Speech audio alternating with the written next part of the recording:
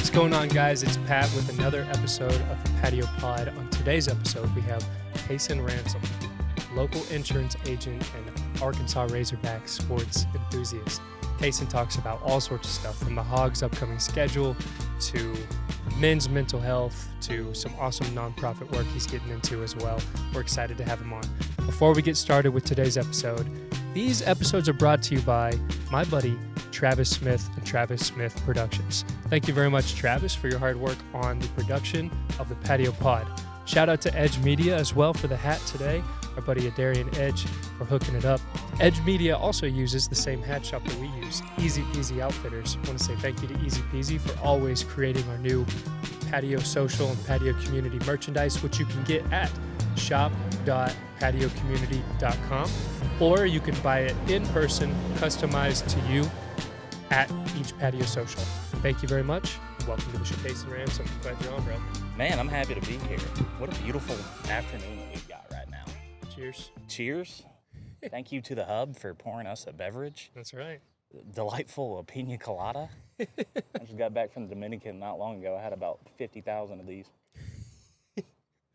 I'm drinking a marg. You're drinking a pina colada. We had a little mix-up before here. You were saying you wanted the marg and then made a last-second switch. Can you tell us about that? Yeah, you know, it was one of those things where we were going to be on camera.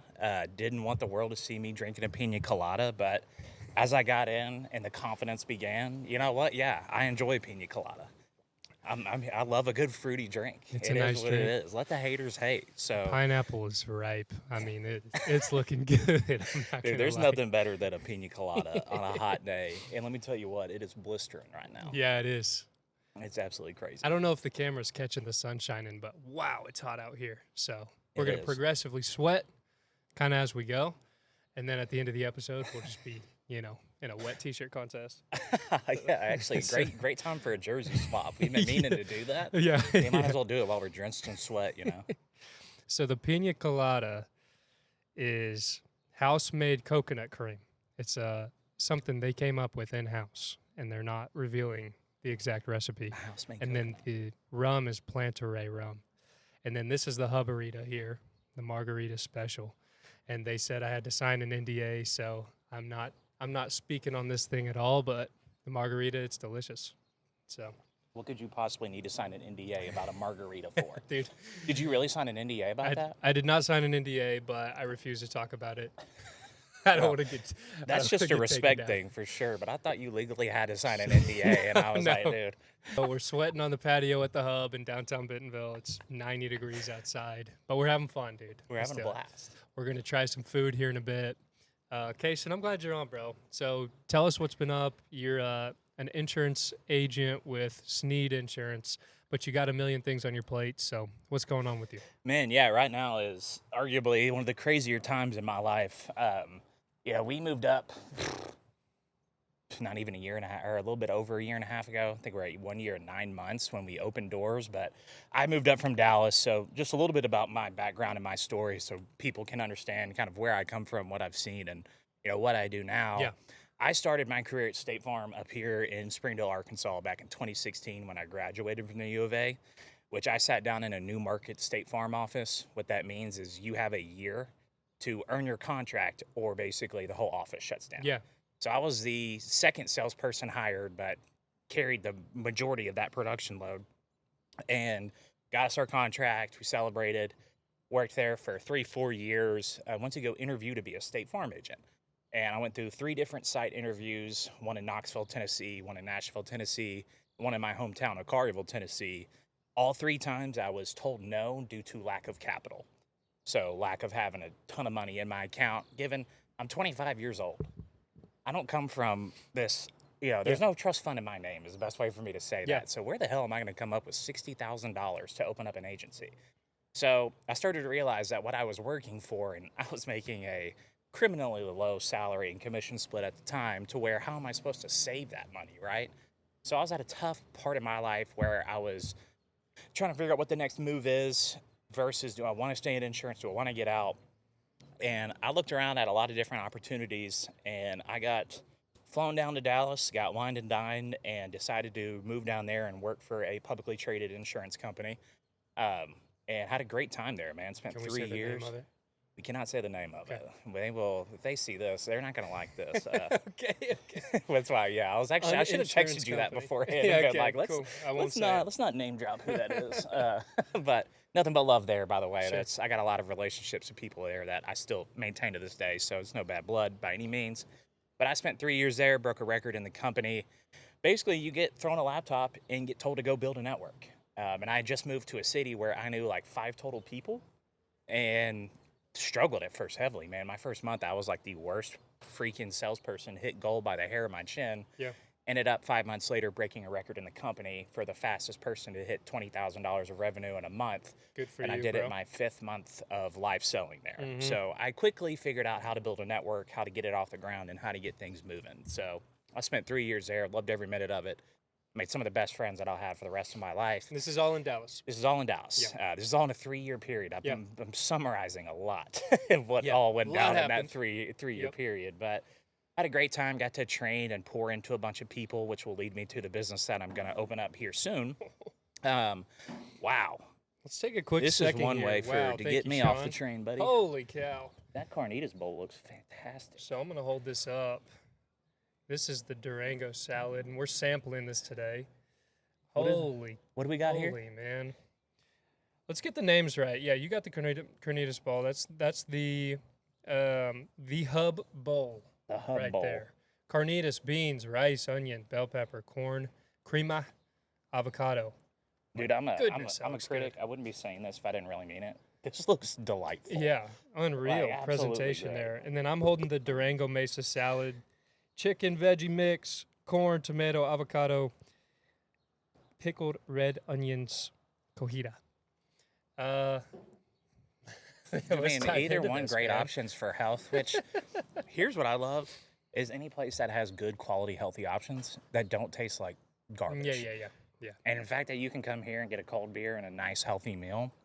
People think that you have to be perfect on your diet all the time to succeed. You don't. You just got to have balance. And I think this is cool to have a bar Amazing place. I mean, yeah. is giving you a quality meal. Known for their margaritas and now for their pina coladas, but wow, what a food spread. So thank you, Sean, and the team at the Hub. Shout out to the Hub. Yeah, they're hooking us up right now, man. And they did offer us air conditioning. We declined for some reason. That was not smart at all. Well, this is unpaid promotion, but So you were hustling in Dallas. You're figuring out your life. You're an insurance salesman, crushing it, making sales. How'd you get back to Arkansas? Was this a big life decision, or what happened? It was a big life decision. It was a lot. It all happened very quickly, but I ended up leaving that former company for reasons that I choose to kind of hold tight. A lot of things that I didn't agree with, and that's publicly traded world for you, man. Of course. You know, you work with Wall Street, you're going to have some things that aren't great. Either way, I decided that I knew my future wasn't going to end there, if that makes sense. I knew that I was making good money. I was doing great. I was doing all that. Part of me knew deep down there was something greater, and there was something that was calling for me, number one, to come home. I spent 7 years up here from school and working for State Farm, and it left an impact on me that I always knew that I wanted to come back, and I wanted to serve the people of Northwest Arkansas. I wanted to live with the people of Northwest Arkansas, and I wanted to eventually raise a family in Northwest Arkansas. So I decided I was going to go work for a company out of Memphis that a good friend of mine's family-owned business, and they had a great operation, great setup, great leadership, everything that I could really want for and want to do outside of owning my own with my own name on it, which is tough to do in this time because if you start today, you're not going to get a lot of carrier appointments. That's a very complicated subject we're not going to go in too deep on. You needed an established name. I needed a company that's been around for a while, so that way I didn't have to worry about a lot of different things that weren't going to be possible in 2023 at the time. Right. So I ended up joining up with them, and in the same day, and I think this is really a God thing. We're allowed to talk about God on here, right? Absolutely. Absolutely. I'm glad we are. So I think it's a God thing. In the same day, my dad calls me, and I was going to go back to Memphis, work for them out of there until I figured out where I wanted to go and where I wanted to open up shop, if you will. My dad calls me and says, hey, you know that house in Norfolk, Arkansas that I've always wanted to buy? I've bid on it 5 times, never gotten an offer accepted. I was like, yeah. He goes, I just got my offer accepted. Nice. I'm putting my house on the market, and we're moving to Norfolk, Arkansas in 2 months. Okay, hell, cool. All of a sudden, my phone rings, and I'm talking to my CEO now, and he was like, man, I've always had this thought process of I wanted to have a branch in Fayetteville or in Northwest Arkansas. We haven't really decided fully yet. What are the odds that you'd want to go there and start boots on the ground?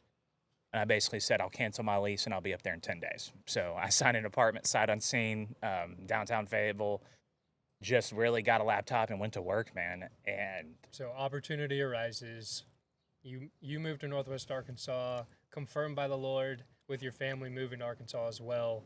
Just going, okay, all the pieces are being put into place within days here. it was literally like God laughing at my plans Yeah. and being like, you think you know what you're about to do, That's great stuff. but I've got a plan for you that you're not going to be able to say no to or have a choice. And I'm going to put everything and push you in that direction. Yeah. And I'm so thankful for that. I mean, it's been the best 2 years of my life. I've met some of the best community of gentlemen and just people that I'm around, support system, that to me has been more fulfilling than probably any like place that I've really gone. And Yeah. I think God just basically is laying a path for me to be here long term and serve the people of Northwest Arkansas, which has been great. And we've had the blessed opportunity to grow our network substantially across this area, across the state. And I think we're probably over 1.5 million written premium within not even 2 years. And we're growing at a very rapid rate. We're looking at hiring people now. So we are making a lot of movement at the moment. A lot of things I can't really talk about, Sure. but there's going to be some exciting stuff on the horizon for our branch and this company specifically. You feel like working for the company in Dallas that you were with, being told to kind of, hey, go make it work. Do you think that was a lot of training and preparation for where you're at now and how you build your network and what you do and don't do each day? Yeah, 100%. I learned so much, especially in that first year of, number one, how real estate operates, because that's where my go-to-market strategy is partnering with people in real estate, helping them close deals. And right now, that is a big thing of helping them close deals because insurance is a major player in the industry right now. Unfortunately, it's not always good, but, we have to work with what we can to make things happen. So, like, for those who are listening and don't know, like, a lot of the insurance companies are cracking down on the clientele that they even take, the houses that they accept for home insurance and things like that, and rates and prices have gone up, right? So tell us about that. I mean, what are you seeing, like, impact-wise in a negative way on the housing market, and then how are y'all kind of helping with that? Well, that's going to come through multiple different dimensions. I think 3 biggest factors probably. Number one, it's hard to deny an increase in weather. I'm not a conspiracy theorist. I'm not going to go into global warming or anything like that, but you just simply can't deny that. If you live in Arkansas especially, look up at night, bro. There's a tornado within 5 miles of you at any given time. I got hit by one last week, F1. No big deal, but I was in the Rogers one last year. It's insane. Wow. People are taking advantage of the industry is, I would say, the second biggest one that not many insurance agents want to talk about, because they're kind of afraid to get on that platform and speak out because most people hate their insurance agent. Totally get it, dude. We're like the one product that you pay for that you can't physically touch. So I get the angst, right?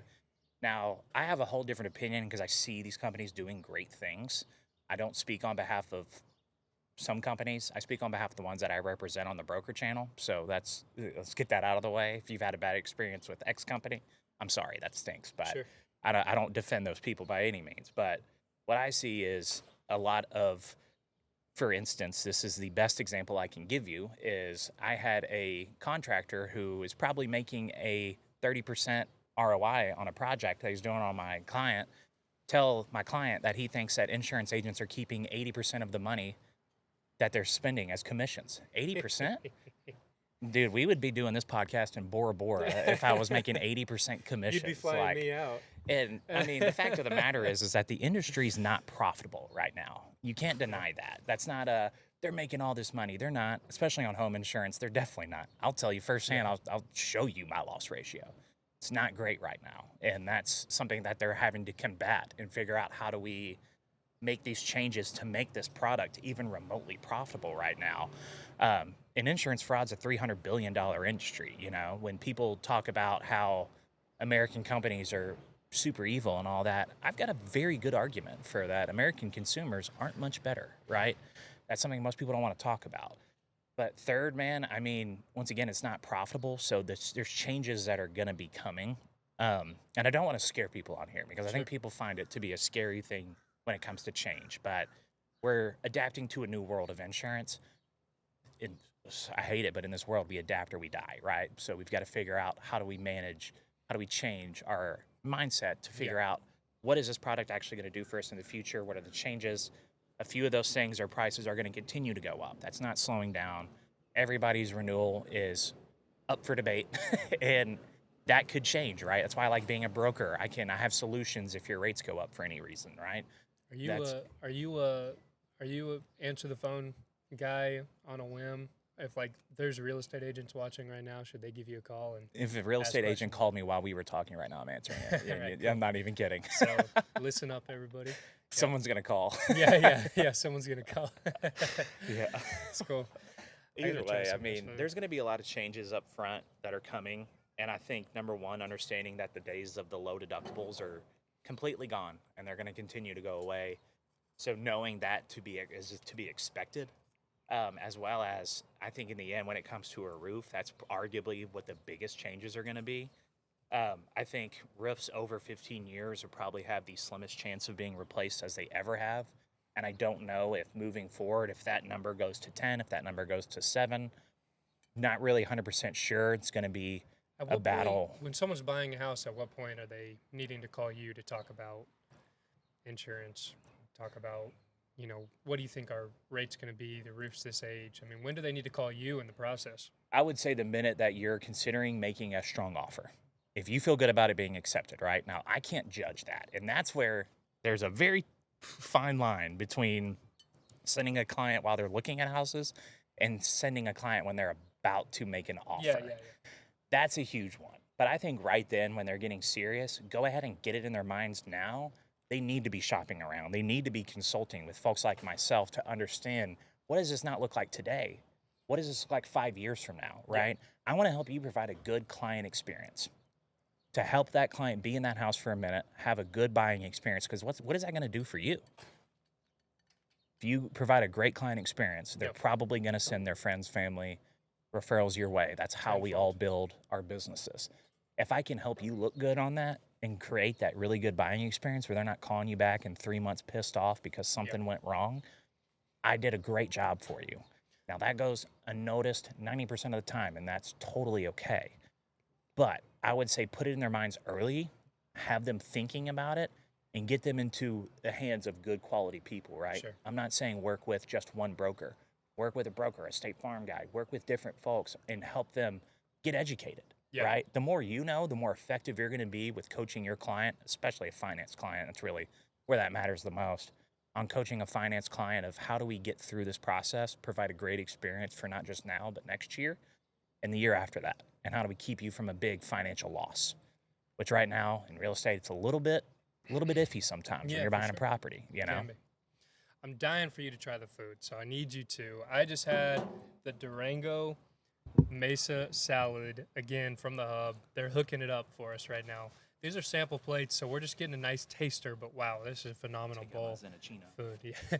You're going to have to dive into this, bro. We're going to switch paths a little bit on this podcast. I appreciate you giving some insurance insight, and it's really, just from a real estate perspective and, being in this industry, like seeing the changes unfold on the insurance game, it's really tough. And not only do our clients need to choose the right agents, but us as real estate agents we need to have the right guys to call in these settings, because the last thing we want to do is advise our clients the wrong way, lead them into a trap of buying a home where the insurance is through the roof or not even insurable.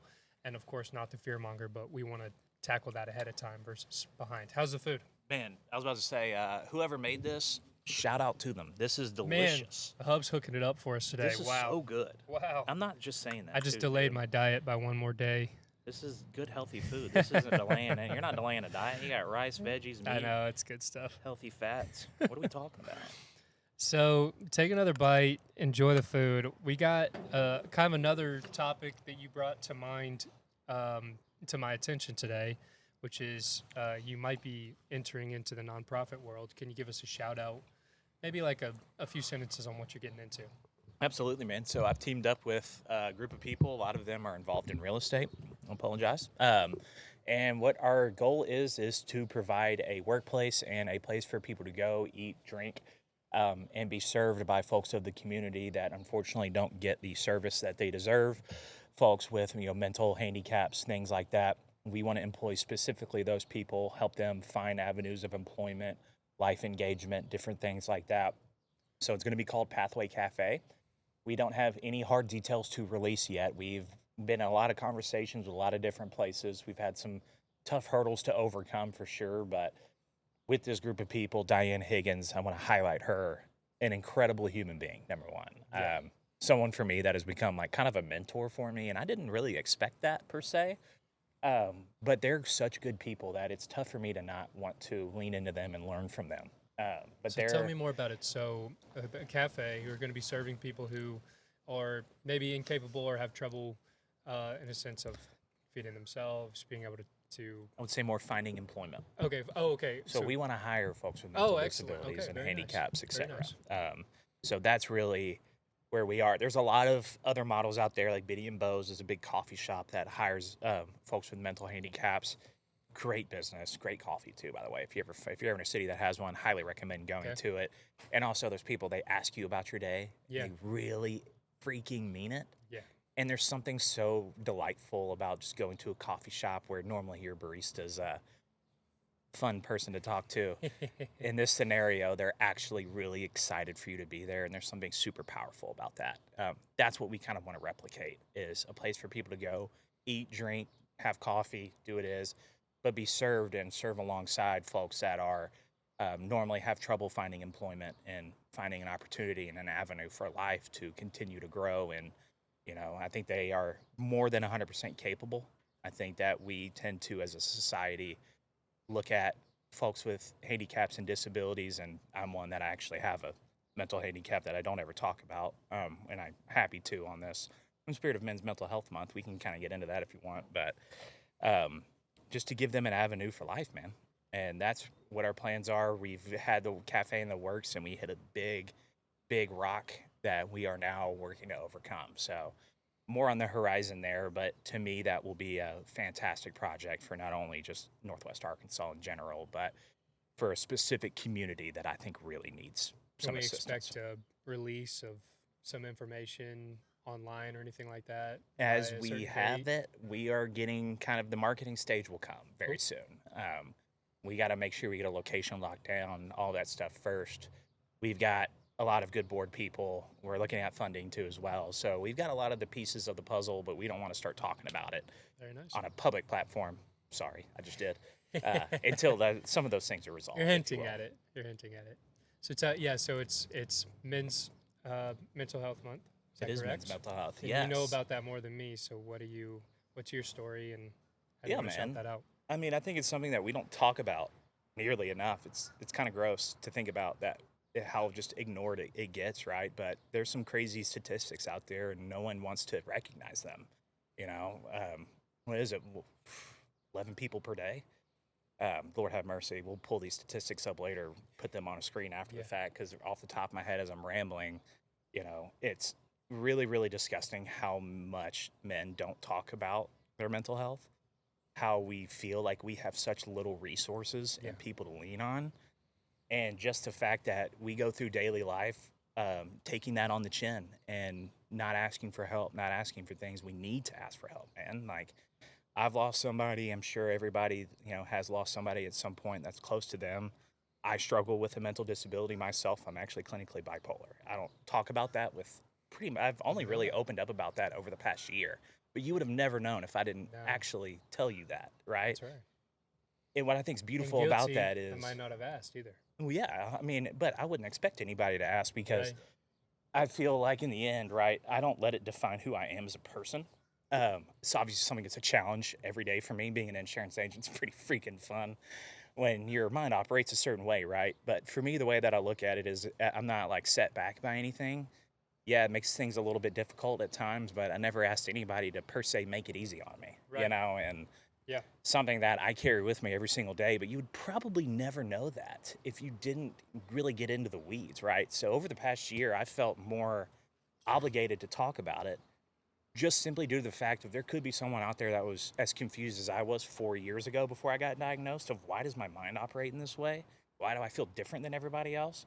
When in all reality, you're probably not different than everybody else. You need to do some things differently Yeah. to help yourself manage and get through that, right? And I'm totally fine in relationships, totally fine in every aspect of life. I don't need medication per se. You don't always do.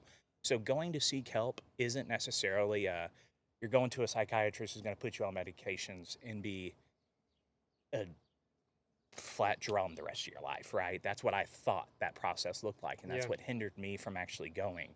Till I met the right people that kind of led me in that direction. And as it turns out, yeah, like I can manage it by working out every day and by making sure that I get adequate sleep, cutting down on caffeine a little bit. There's different little things that I can do to help myself manage the way that my brain functions work. And it's for me to handle that and overcome it, right? And that's how the only reason I got to learn that was through other people from talking. You know, Why do people not talk about it? as a guy, Yeah. it's really tough.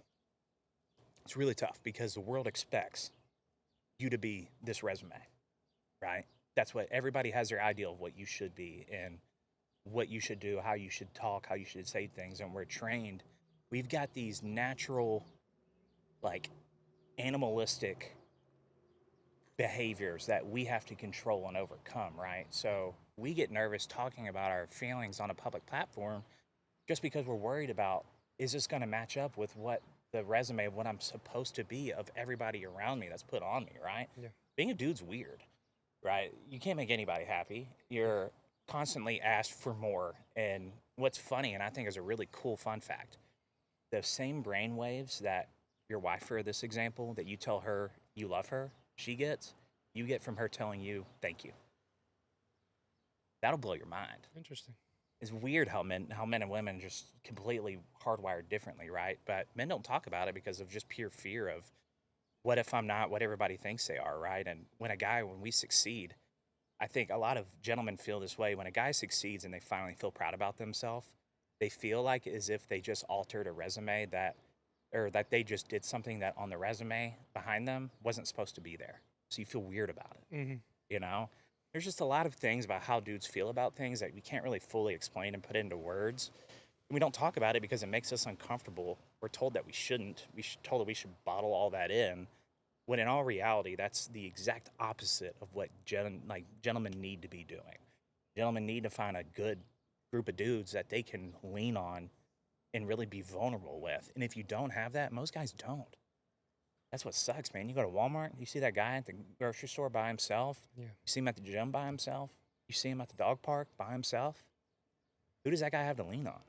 You know? I think of a great story of, I used to go to this gym in Dallas, and there was always this guy who was super standoffish, man, and a little bit socially inept.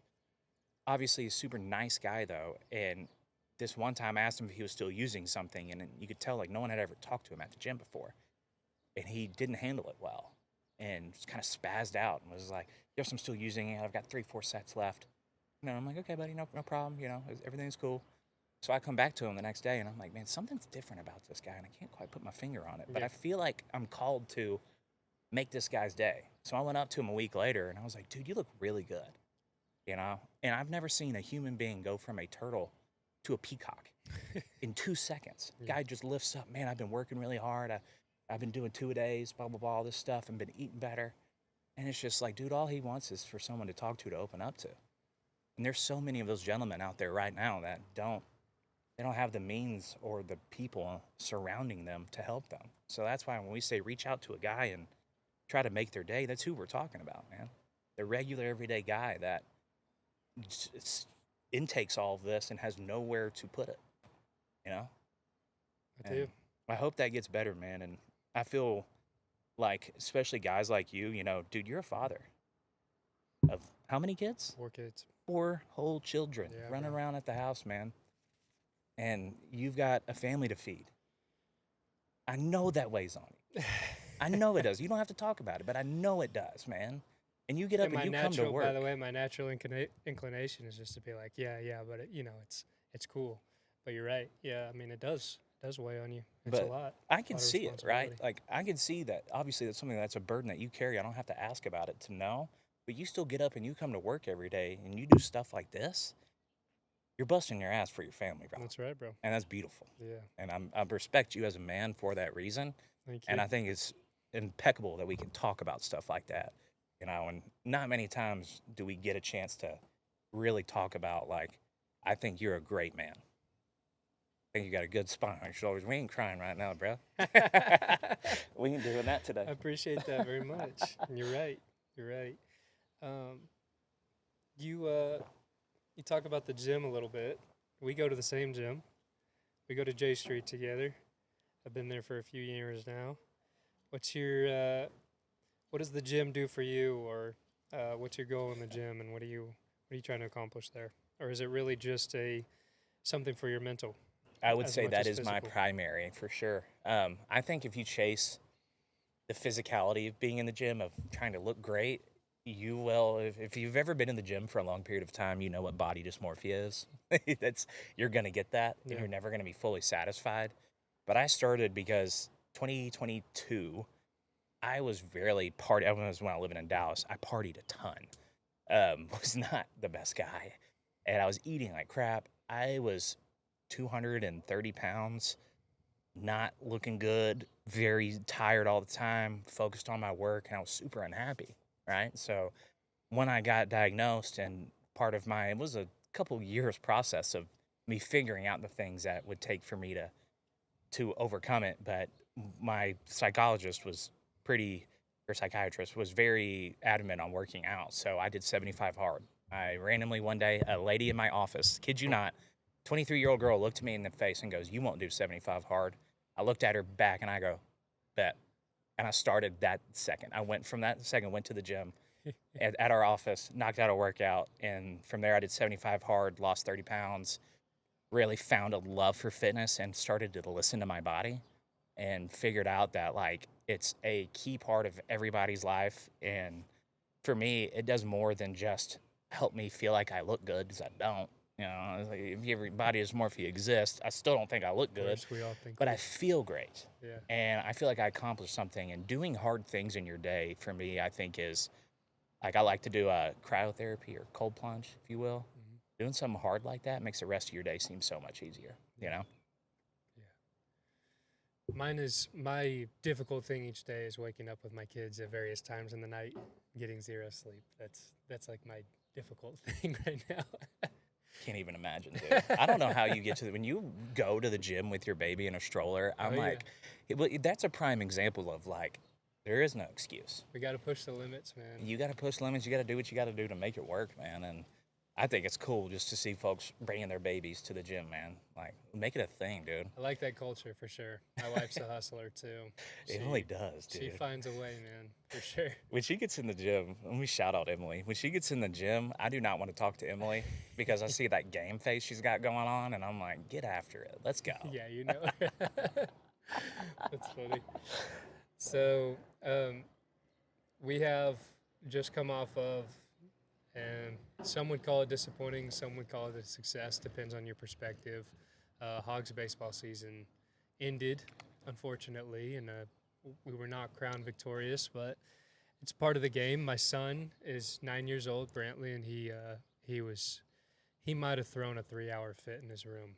Me and him so both. I unfortunately got him hooked on the Hogs, and then unfortunately the Hogs didn't win at all, and so he had something to say about that. But nonetheless, we had a great season, and we got football season coming up. What are you most excited about? What are you seeing with the Razorbacks? Man, yeah, that was a tough end of the season.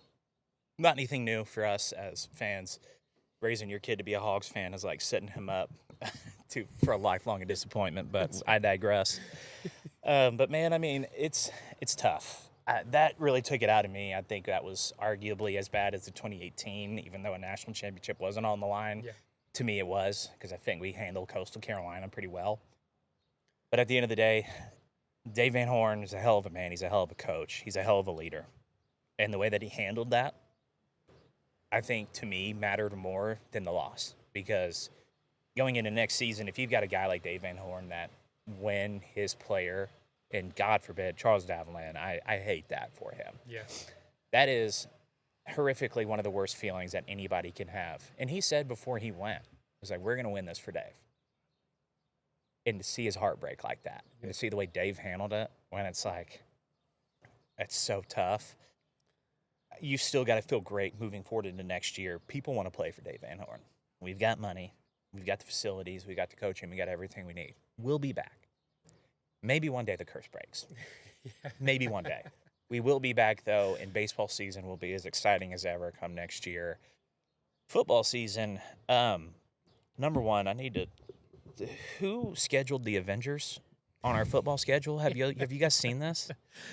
Let's go line by line and do a score prediction for the people. I'm in. I'll announce it. You give me a prediction. All right, I've got some hot takes though. So. Game 1, Alabama A&M at Arkansas, August 30th.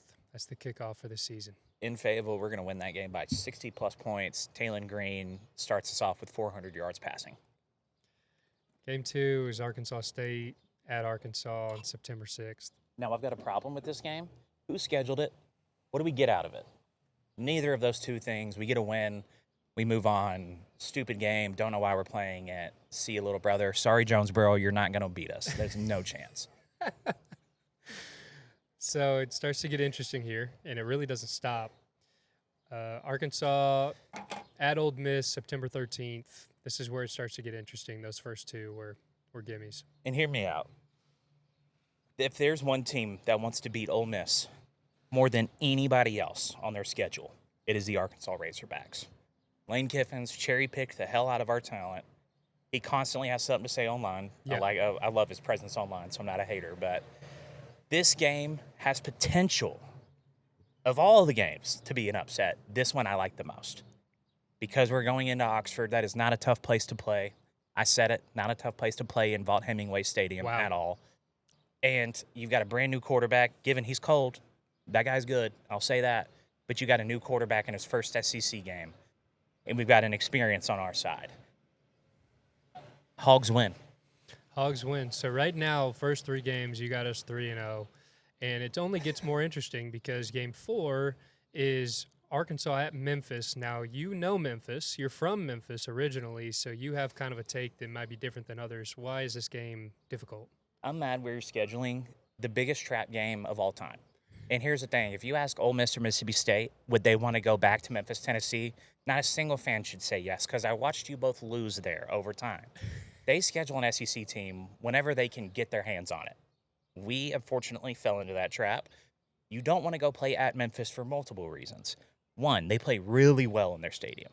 Very, very well in the Liberty Bowl. That is a tough team to beat. It is a hometown crowd. 2, they're going to be decent. They're going to be really good. I mean, they're probably going to make a decent level bowl game. They had a great quarterback that unfortunately got done with his 6-7 years of COVID eligibility. I think we lose that game. Okay. You got us at 3-1. 3-1. So the following game, I've seen some posts about this, some people kind of chatting, little buzz in the air about Notre Dame coming to town to Fayetteville on September 27th, and it's the morning game. Why is that? Can we just pause and recognize who's scheduling? Who's doing this? Who's the man with a pen and paper? Because this is ridiculous. How about Northern Illinois or someone like that, you know? Give me Eastern Washington for all I care. Notre Dame at home, the national runner-ups, we're not going to win that game, I don't think. I think you have a decent chance. I think we're going to be motivated. I think it depends on what happens the week before with Memphis. Are you coming in high? Are you coming in low? But I'm going to put us down for a loss. Tough to imagine beating What's the plus side? What's the plus side to this game, and why would we schedule this against an opponent, kind of far outside of our scope at home? This isn't basketball where you have like quad 1 wins. Yeah. This is football. You already have the toughest schedule in America. What you get out of it is probably a little bit of money. I'm assuming they're paying us something to play them. It can't be free. That, and you're just on the national stage, so notoriety and maybe a little bit of coin, but outside of that, to me, it's just irrational decision-making by management. Now, the next game's interesting. So you got us at 3-2. The next game, Arkansas at Tennessee. Reminder to everybody, we stormed the field last year. Hogs beat Tennessee in a very interesting fashion, kind of shut down their offense. What's going to happen this year? I hate Tennessee. I know. Me too. I hate Tennessee more than I hate more than anything in this world, and I'll confidently say that. More than any other SEC team? More than any other SEC team, Really? especially right now. The way that their fans handled Arkansas losing in a game that they couldn't even – I don't know why you're hating outside the club. You can't even get in. They couldn't get in. Doesn't make any sense, but they had a lot of things to say, and you got cooked. Sorry about that. But I hate Tennessee. I don't know if we win this game. We've owned them. Jokes aside, we've owned them recently. Yeah. So we can hold on to that for a little longer. And here's the thing is they're going to have a good quarterback just because they lost Nico. I think that, honestly, may be a little bit of an upgrade. That's probably a hot take. I don't think we win that game at their place. I think they're going to be motivated after losing to us, that they're not going to want to do that twice in a row. Lose to Arkansas twice in a row, that's a tough look for you boys. But I think we lose 3-3 now. Okay. Next game's A&M. A&M, we're going to win this year. Okay. I said what I said. You said what I said. I've said it every year for 5 years. We're winning it. 2 wins over the course of our stint. Why are we winning this year? We're winning this year just because we're due. The beautiful, magical power of being due, buddy. I mean, that's it. There's no other science behind it. We're due. And we're in College Station, but we're beating them. That's right. All right. And I don't think they'll be that Now, good. just so we're clear, last year was the final game at AT&T Stadium? Yes. Okay. So we're back to not competing at Jerry World and kind of a back-and-forth type schedule. Yeah. Okay. Auburn at Arkansas. Give me a W. Okay. Mississippi State at Arkansas. Give me a W. Give me big W there. Arkansas at LSU. Garrett Nussmeier's fifth-year senior. He's not losing to Arkansas. That boy's a little been around a little bottle too rock. long. Yeah, he's been around forever. He's a great Unfortunately. quarterback. LSU's going to be playing quality football that late in the year. We're not winning that game. Arkansas at Texas. Look at me. You dare me? Say the words. We're winning Make it that so. game by 2 touchdowns. Arch Manning is a fraud. Please take that out. Arch Manning's probably a fantastic quarterback, but I just want I want to win that game so bad that if we did, it would make my day. I mean, that would be one of my favorite wins on the year. A lot of good quality wins that we could have. Right there. I wouldn't be surprised if the spread at that point is atrocious against us, but I'm it's gonna be hammering even more Arkansas fun. plus 37.5. Last game of the year, our unfortunate rivals in the Missouri Tigers at Arkansas. What'd I tell you about being due? We're due. They're got Bo Pribula from Penn State as their quarterback, just coming in. I'm sure he's fantastic. There's no possible way you win at Arkansas this year. I refuse to believe that that's a potential reality. So I'm going to protect my mental health and say that we're going to win that game by 3 touchdowns and really put our foot in their throats. Are you predicting us at 8-4 next year? Did I just predict us at 8-4? Hold on. Can I change my Texas answer now? Because I think that one was a little bit crazy. So, win. Loss. It's so random. Loss. Win or loss? You said loss on this. Man, I gave us a win at Ole Ole Miss, A&M. That's crazy When to do say you out loud. scroll- And Texas. I said we win at LSU, A&M, and Scroll Texas. through. Give me your final take here. Okay, final take after you all have the a chance BS. to change it. We're 2-0 to start the year. I'm going to flip and say we lose to Ole Miss and beat Memphis. I think that even though I feel like I could be onto something there, that's the more, if I'm putting this on a bet, I'm going to say we're 3-1 there. I'm gonna hold you 3 and accountable to 2. this. I think realistically 6-6 is my prediction for the All right. year. I mean, I think we make a bowl game. I think from there, I think there needs to be some potential changes. What's our big thing this year? What did we accomplish this year in football at 6-6? Are we beating Texas or no? We're beating somebody, Okay. and that's what I think is you should hang your whole hat on going into next year. We're upsetting We're gonna somebody. win a game. We're going to upset somebody at their field, and it's going to be cool. Now, only probably 1 or 2 of those, maybe 2. Okay. But I think we do get one big upset. I think just like last year at Tennessee, that's the difference in us going to a bowl game. And we'll see you, Kansas State, at the Texas Valero Bowl. We'll see you. I ain't going to let no smoke down. That's funny. Cayson, it's been fun. How can people find you either on social media, on your website? Where can they find you online? Yeah, man. I mainly go through Facebook or Instagram. Instagram is at Cayson the Insurance Agent. Pretty straightforward, Cayson. And you can also find me on Facebook. Those are my main two platforms. If I spill anything out, it's going to be there. We also have a website, sneedinsurance.com, and more stuff to come. Maybe office space could be loading. We'll see. Man. A lot that I can't really fully say. Currently virtual. Currently virtual. And at some point, we will lock down an office. We're going to wait till we get something really, really cool, as well as right now we're in hyper-growth mode. If you know anything about having an office, that will take you out of growth mode. Your growth. Yeah, for sure. It's awesome, man. Glad to have you on. We sweated through it. We had fun. It's 90 degrees out here. It's kind of like hot ones, but just with the sun. That's what I was thinking. I was like, if we got some hot wings out here next time. We're punishing ourselves for no reason. But it's been a good time. Thank you to the Hub for the drinks, the food. Thanks, Cayson, for being on, brother. Appreciate you, my guy. Thank you, man. Thanks.